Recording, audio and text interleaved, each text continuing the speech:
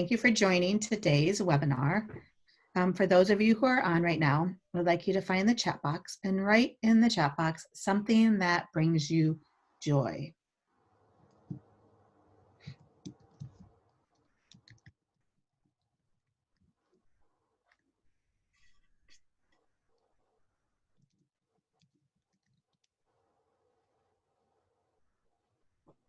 Jenna, can you share out a couple of things that people are that bring them joy? So Abby says homemade baked goods. I love Yeah. that. Yes. I've definitely been doing a lot of baking lately. Yep, me Dee too. Dee says her doggies. Yes, my doggies always bring me joy. It is definitely nice to have pets during this time. Molly says Disney. Oh, yay, another Disney lover. I know totally miss being down in Disney. We used to have season passes and now it's like, I don't know when we'll get back there. Yeah, but I'm really loving Disney Plus right now. I just watched Onward and I cried. Aw. Love that movie now. Yeah, we have to watch that one. That's our next on one of our next to-dos. And Okay. then I said my new Cricut maker. I have a Cricut maker, so I've been using it to do stickers. And here, I'm going to just show you. I made these little finger puppets out of felt. And Oh, these are my two doggies, but I'm going to give this to my niece and my nephew when I oh see my them gosh, next time. how cute. So I'm seeing lots of people finding time to create things in this time. Mhm. They're stuck at home, so I think that's awesome. Yes, I agree. One thing for me that brings me joy is I've been doing a lot of like drawing and coloring. I drew Goofy the other day. I'm just trying to do some coloring as well. Yeah, and then we do have one new participant, and I don't know if you want to, let's see.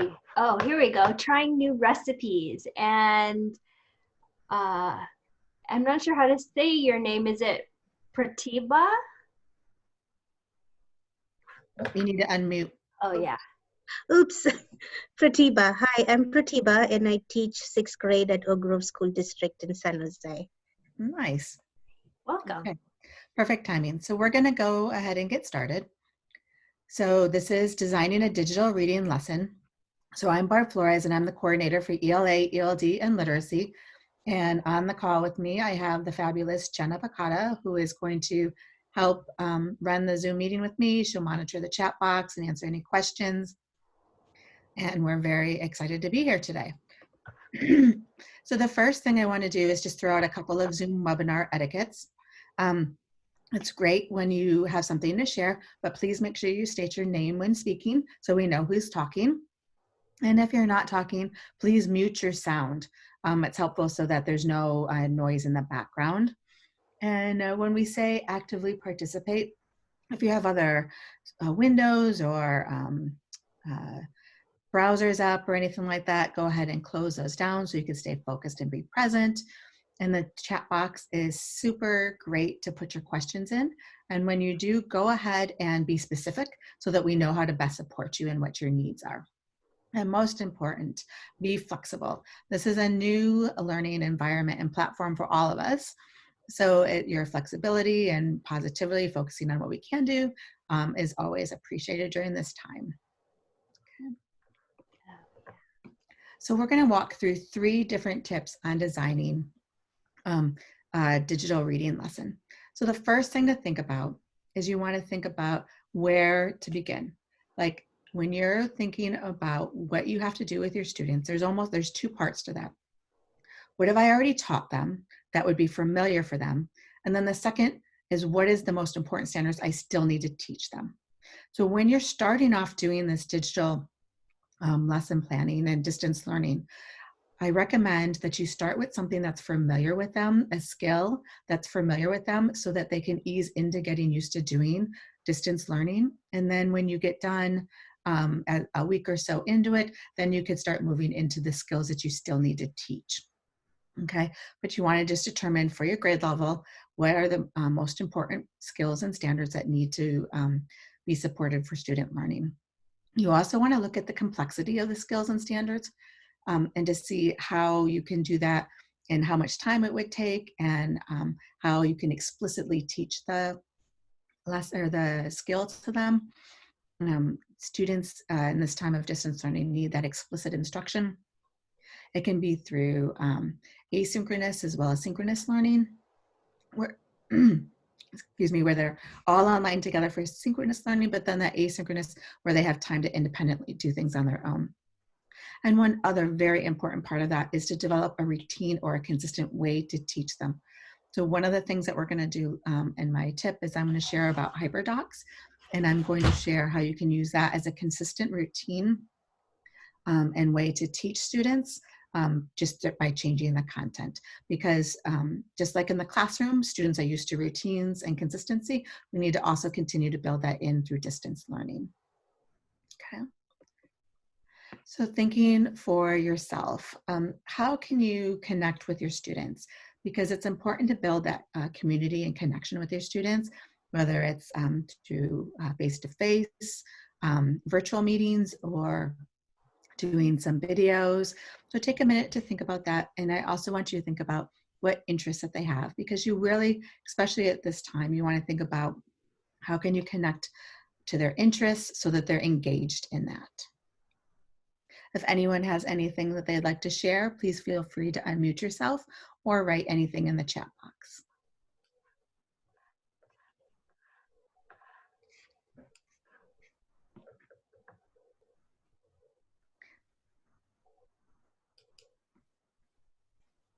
All right, so Dee Dee is saying phone calls home just to check in, SEL. That's great. Yes, there's, you can do it through phone calls. Another way that you can connect with your students too, that we'll talk a little bit about later on as well, is even giving them, sending a Google form or some way to, through Google Classroom or some way to connect with them on how are they feeling, and doing that check-in, that social emotional check-in. And when you go through lessons, even checking in on how they're experiencing that learning, that's also super important. And then Pratibha says she sent snail mail. Oh yeah, snail mail works just as easily. That's right. Building in that connection. And Susan says Google Meets. Yep, great. Okay. Oops. So the next thing that we're going to do is you need to really figure out what text you're going to use, and then look at the teacher's guide. And when I say that, there's 3 platforms that I'm going to share with you today. There's not one right or wrong one, but in each of them, I want to show you where I'm getting information to help design the digital reading lessons. So for example, if I'm going to scholasticathome.com, and I'm going to choose a grade level. So there's lots of all different grade levels. And on here, what you're going to see is that there's a daily reading quest. And here is some text as well. So when I look at the daily reading quest,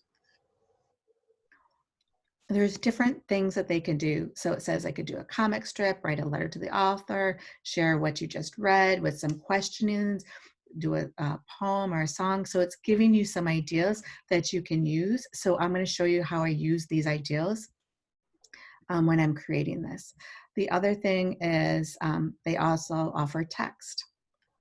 So when they offer the text, you can do a couple of things. If students can read it, great. If you need any type of accessibility to support students, there's different things like interactive reader and things where you can get text to speech.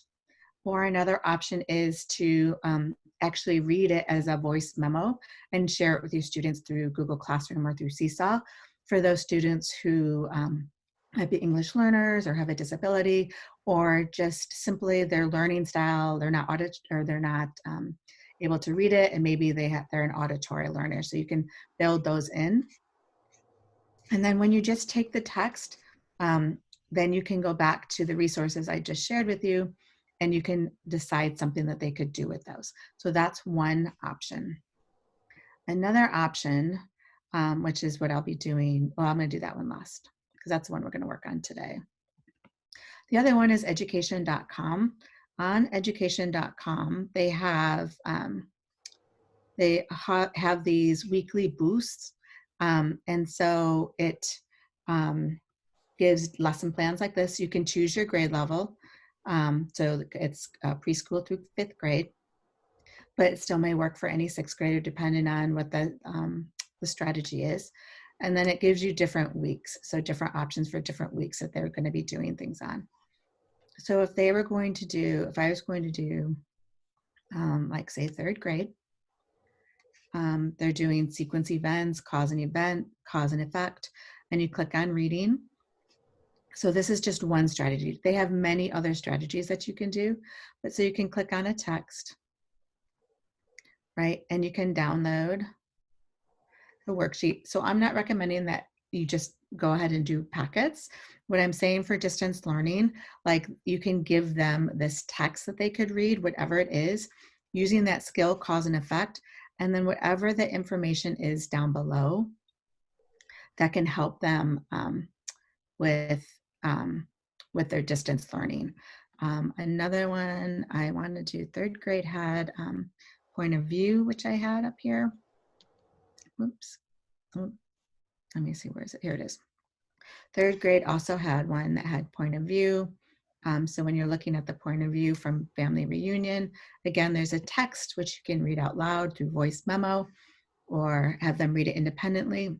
And then here are different questions about the text that I'll show you how I use these questions as I import them into a HyperDoc as a learning strategy. So I'm not recreating anything. I'm tweaking a little bit and using the resources that are available.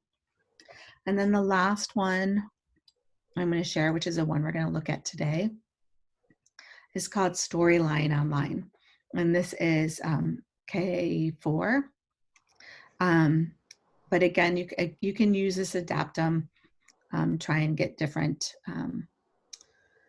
stories. It's not an exhaustive list, but like here's some, like, thank you, Mr. Falker. There's some key ones that you might know, the empty pot, like, so there's the hula hoop queen. What I like about this one is from, there's actor and actresses who actually read the story to them out loud. So it's super fun. Like hula hoop queen is Oprah Winfrey. The one I'm going to share with you today is Harry the Dirty Dog, and that's by Betty White. And Betty White just has, I chose it. It was just the first one that popped up. And when she came, because she's got that grandmother voice, and I just thought, you know what, it was just kind of comforting to see that. So when you click on any of these, I'm gonna go ahead and click on this. You'll see that there's the video for the story, but then you're gonna see where there's a teacher's guide. And in the teacher's guide, when you go down, you can see that there is, they have the standards and objectives at the top. They have definitely like questions that you can read during the reading.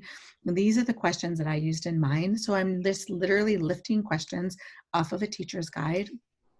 And then I'm using the activity here about beginning, middle, and end. So I'm not recreating anything. I'm simply using the resources that are available to help support their learning. Okay, so that's a couple of those resources. Oh, one thing I want to show with this too is when you see Betty White, the other thing is, welcome to Storyline Online. Okay. You can see that there is the text. Whoops, I don't know if you saw that, but there's the text. Close this out here. But there's text at the bottom of the screen. So even if you want students to read it on their own, one other way to be able to do that is just to have them, tell them to mute their sound, and then they could read the words right off the screen. So that's just another way to help support reading for students at home. They could do either way. Okay. And then the last, so now I want you to take a minute to think about where is a place that you like to go to find an online book or text or lessons, because I shared a couple with you. It's not an exhaustive list, and it's not something that you have to use any of those. We all have special places we like to go for our lessons and online resources. Newzilla is another one that you can use as well for the upper grades. It's just, you want to make sure you go to something that's very comfortable for you first, especially in the beginning. Yeah, so I'll read some things in the chat, but before I get to that, Colleen says that she has a few teachers that she coaches that use education.com and they pay for it. So the resources that you shared just now, are they all free? Yes. So for the time being, while we're under distance learning with COVID-19, the resources from education.com are free. Awesome. And so some of the other ones are ReadWorks, UniteForLiteracy.com, Common Lit, Tween Tribune, and then Molly asks, does anyone have a good informational text site? And I know that Barb mentioned Newsela, so that's a great resource. Do you have other ones? Yeah, just to add on about Newsela as well. The nice thing about Newsela is it also has 5 different readabilities levels for the same text. So again, helping support an English learner, student with disability, or helping provide that access, or even challenging students who have a little higher readability. Then you can share and push out through Google Classroom the specific text that meets their reading ability. And Newsela also has questions and activities along with words, like vocabulary words that they can use as well with hearing them. You can click on it to hear the sound and the definition. So Newsela is a great nonfiction resource, and that's free. Yeah. Dee Dee also mentions Unite for Literacy, and she says it's great for Spanish texts. Abby says ListenWise is great for podcasts, and I think right now their ListenWise is offering free premium accounts right now. I was looking into that the other day. And then we have PBS Learning Media, and let's see. Yeah, lots of great resources in the chat. Thank you for sharing those. It's always great to share. And one thing I just want to say is don't get overwhelmed with too many resources. Choose 1 or 2 to kind of vet and then see which one feels comfortable for you, because it's easy. In the beginning, the first couple of weeks of doing this, there's a lot of resources that have been put out there. And so you want to just get familiar with some that you can get comfortable with. But those are all great. I've looked at all of those, and those are all great resources.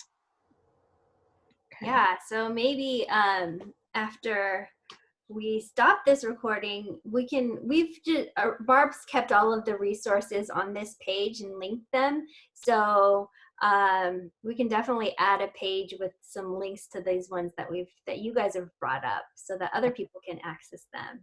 Yes, well, I'll do some notes from the session, and we'll add it onto the vlog series. Yes, definitely. Because when I stop recording this, I'm going to get the chat, so I'll go back and I'll make sure to add all of them. So thank you. Okay, and the third one is the HyperDoc. And the HyperDoc is really, it's a great way to do a week lesson for our students. So the way that it's, and by the way, HyperDocs does not pay me. I have no affiliation with them or anything like that.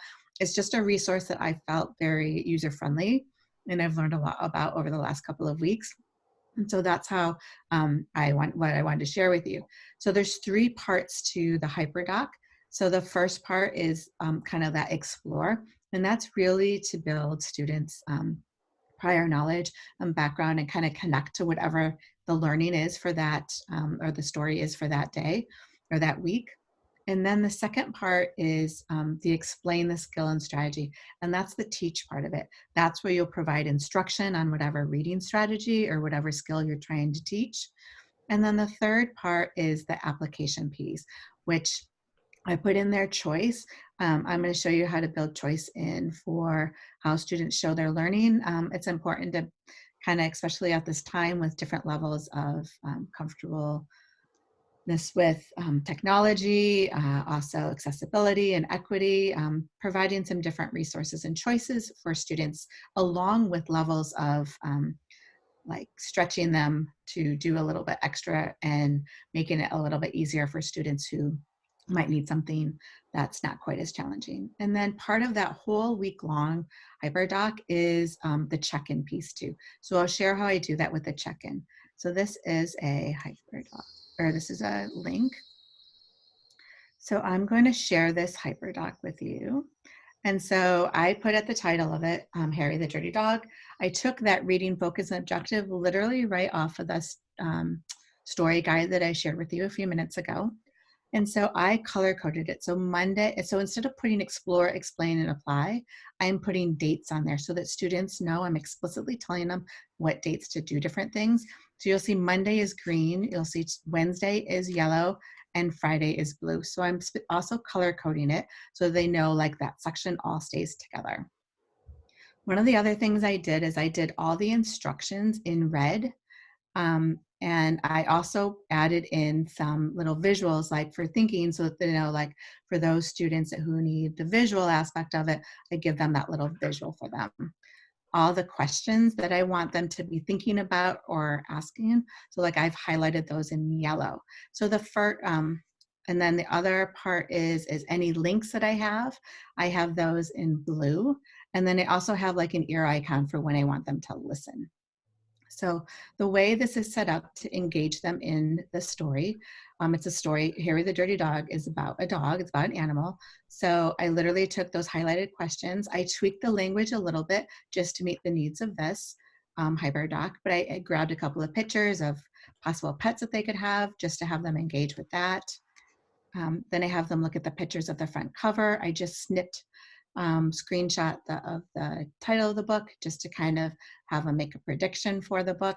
And then I actually have like, this is like the live link to the story with Betty White. So they'll click on that and then they could, again, listen to the story. If you want them to read it, I would add the instructions about muting their computers. Okay. And then the other part of this too is, this is where I'm adding in choice. So I did a Google form for comprehension questions. These comprehension questions, again, I lifted right off of that teacher's guide. I just put it into a form. I tweaked a little bit of like how I asked the question just to make sure, because I'm not doing it like with them. So it's kind of like, instead of saying, what did Harry, or I don't remember the exact question, but I did, why did Harry? Because I'm having them do it after the fact. Okay. So if students aren't, this is the preferred one, is to have them do the Google form, depending on the age, depending on their ability. I also gave another option, again, dictating to someone in their house and using, again, icons, the pencil to write, and then they could take a photo and upload it. I put Seesaw there. It could be easily Google Classroom.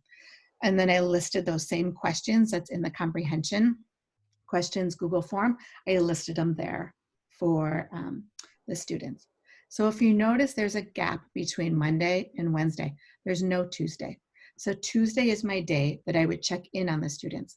So for those students, it builds in two things. It builds in accountability to see who's answering the questions.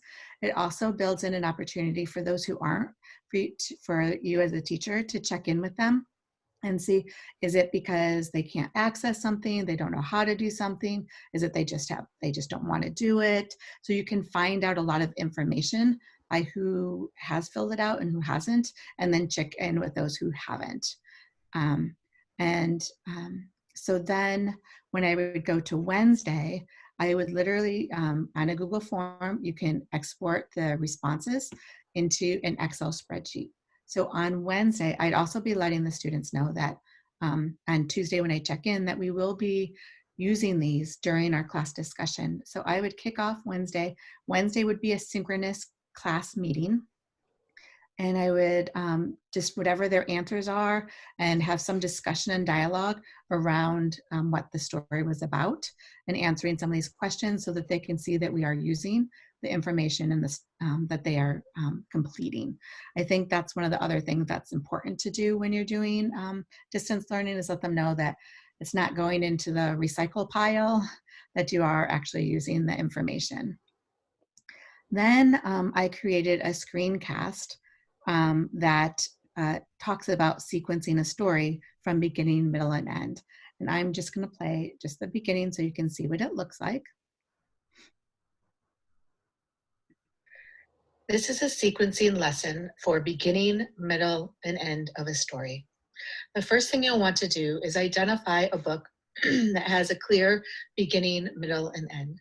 The book we're going to use today is Chrysanthemum by Kevin Hincke. We will start with having the students listen to the story. There's two ways for them to be able to engage with the text. They can click the play button right here, and they can listen to the story from the person who's telling the story online. If you would like students to read the story themselves individually, the other option you can do is you can click on closed captioning, and that will bring up text at the bottom of the page as the story is read. Instead of having the volume on, you would turn the volume to mute on your computer so that students can read the story through the closed captioning. For our purposes today, we're going to listen to the story as it's told by the person. So students, the first thing I would like you to do is think about who the story is about, what is happening in the beginning, like who's the character, what is happening in the beginning of the story, and is there any specific event or feeling at the beginning of the story with the character. So I'm going to play a little bit of the story, and then I'm going to pause, and I'll re-ask you those same questions. Well, so you can see that there's closed captioning there. I'm going to stop it there. But just to give you an idea, I just played for like 2 minutes, I think, and then I paused it, and I re-asked those same questions. And then in the video, I'll tell them, okay, now I need you to pause the video, and I need you to write down your answers to what happened at the beginning of the story. And then I do a little pause in the screencast, and then I restart it up, and then I talk about the middle. So this is the teaching aspect of it. So it's asynchronous because they could do it on their own, or you could teach this during the meet as well. Okay, and then the other thing with Screencastify, they are offering a free upgrade using the resource. It's cast_COVID. And I'll put that in the notes document later on, but it's cast_COVID. That's the code to use, the discount code, and you can get unlimited minutes. There is a free version for 5 minutes, which is good for some things, but when I did this lesson and I wanted to use a story, I did need to upgrade because I wanted to stop it during the middle of the lesson. The other thing I did is I created an answer key for at the end, so that this is helpful for parents if they're doing this at home. And that just basically, I just typed out what happened in the beginning, middle, and end of the story. So then I'm having them listen. So if you notice, I used a different story. I didn't use Harry the Dirty Dog because that's the story that I want them to use for their asynchronous time, on their own time, to be able to do that. So so they'll apply what we just did with beginning, middle, and end, and listen to Harry the Dirty Dog. And then they're going to create something for beginning, middle, and end. I did another quick screencast, and this is literally just how to create a table for beginning, middle, and end in Google Docs, or a Google slide, excuse me, it was a Google slide. And it's like 2 minutes, I think. And then what I did is I also, this is that choice part for how they're sharing their learning in the Story Online resources. They have, like, this first one was like kindergarten, the second one was first grade, this third one was second grade. But I didn't put the grade levels next to them. I just simply put different activities, and students can choose which way that they wanted to learn the story or to share their learning of the story. Okay, another little visual. And then when we meet back on Friday, I want them to know that they're going to share their photo of their whatever they did, or share it online depending on the platform. It could be uploaded through Google Classroom or Seesaw, again, however the platform is, but they have an opportunity to share with each other. You can use breakout rooms with the older students if you're in Zoom. But then what I really wanted to point out is these reflective questions at the end. These are types of questions that you can use anytime when you're checking in with your students, but you like thinking about how did the learning activity feel for them? And then what part of the learning experience did they enjoy? That's helpful for you to understand what, how students are experiencing the learning, as this is new for all of us, okay? And the goal with me sharing with you this, this HyperDoc is because you can literally make a copy, replicate this document, and then you could insert your own content with it, tweak some of the directions, but you've got some different images, like for the thinking part, speaking, the ears, you know, and you've got kind of an outline of how you can do something. So, but you can replicate it. You can choose any reading skill, cause and effect, point of view, you know, any compare and contrast, story elements. So you can use any type of skills, reading strategies that they can use. Okay. Oops, I clicked on that again. Wrong area, there we go. So I want you to take a minute to reflect. So what could your next steps be when you're creating a digital reading lesson? Go ahead and use the chat box, or feel free to unmute your mic and share it verbally.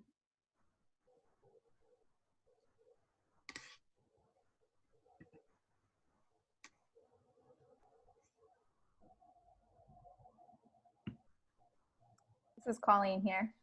I think that I didn't realize you could put the closed captioning on for the Storyline Online. So I think I'll share with my teachers that that's an option for them to use, because many of them use the website, but I don't know how many knew about the closed caption. Great. Yeah, that was a great suggestion. Let's see, Pratibha says to find a text that I can create with my students. So looking for a text, and Barb, I just love, you know, the HyperDocs and that it can be just used as a template. So feel free to take Barb's template, and then the site that she got it from is hyperdocs.co. So if you're looking for other ones, and there are plenty of other examples and templates on that site, feel free to go to that site and check it out for templates. Let's see. Molly said she's making some examples. Abby says create structure for book clubs to still happen.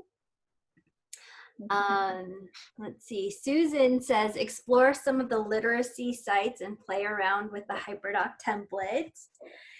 And Dee Dee says HyperDocs is a great website. It has videos that explain how to use them. And then Barb was sharing with Abby and myself yesterday that she learned all of this through webinars that they're hosting, right? Yes, they did live webinars last week, which are also on hyperdoc.co. There's a couple of them on there. Just the owner or the co-creators of HyperDocs who shared that information as well. And there's also some e-learning resources on there that I will share on the notes too, to help you get started with that. It's a great, very comprehensive, great resource. Yeah, and I mean, I've been a big fan of HyperDocs for a really long time. So I think in the resources also, I'm going to share some of I have game board resources. So if you're looking for like a digital choice board, and that's another good resource that you can just copy the template and then change it with activities that you want your students to do. So that's it for the chat right now. Okay, so I just wanted to make sure I gave you some, some different options. So for more information, I just want you to know there's links in the presentation that on my ELA webpage for the Santa Clara County Office of Ed, I do have, I will be uploading, there's resources up there now, but I'm also going to be uploading this particular webinar to it, and any other resources and trainings that I do, I'll be advertising there. I'm going to be doing some skill-based lessons and screencasts for them as well. So teachers could just take those and use those. So I'll be putting those together in the coming weeks. So check back there. I also want to let you know that this is part of the Santa Clara County Office of Ed vlog series. So we do have one 1 o'clock Monday through Friday. There's a new one all the time. So you can access ones that we've done previously on this, as well as upcoming ones. And then I also want to let you know that we are holding office hours Monday through Friday from 3 to 3:30. The bit.ly down there is the way to access the Zoom meeting.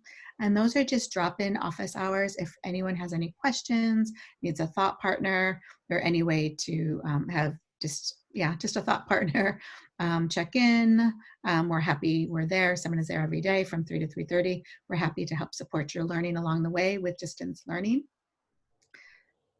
And the next one that's coming up, Didi Camarena is on the call right now, but she's going to be doing designing designated ELD in a distance learning environment. So she'll be doing that on Monday, April 13th at 1 p.m. And it's the same Zoom link if you want to join her fabulous webinar as well. Yes, so we are actually taking a break tomorrow. So we're going to take a break for Friday. We'll start again next week. And then we'll have after Didi, we have lots of spaces for some creativity webinars. So that is coming up next week. Great. And last but not least, I want you to remember that you guys are all strong, amazing, wonderful people doing this. And as you can see, mine's not perfect. Even when I was doing my Screencastify, it wasn't perfect. But just like in the classroom, we aren't perfect in the classroom either. So don't focus so much, especially if you're doing any voice recording or anything like that. It doesn't have to be perfect. Your kids don't expect perfect. They just want you.